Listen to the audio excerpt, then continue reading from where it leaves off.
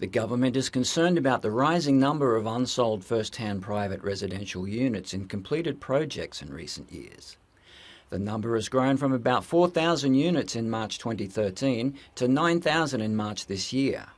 Chief Executive Carrie Lam proposed introducing special rates on vacant first-hand private flats by amending the Rating Ordinance.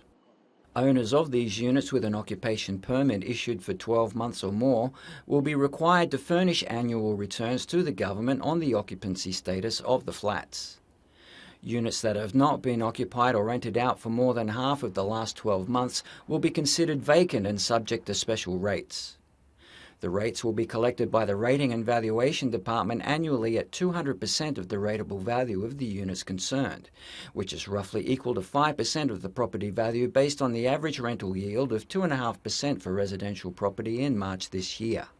Financial Secretary Paul Chan said the special rates are adequate for the moment.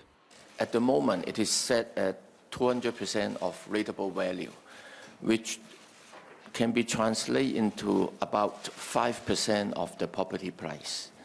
We consider this is an adequate measure, but of course we keep an open mind. As you know, this bill will go through the Legislative Council.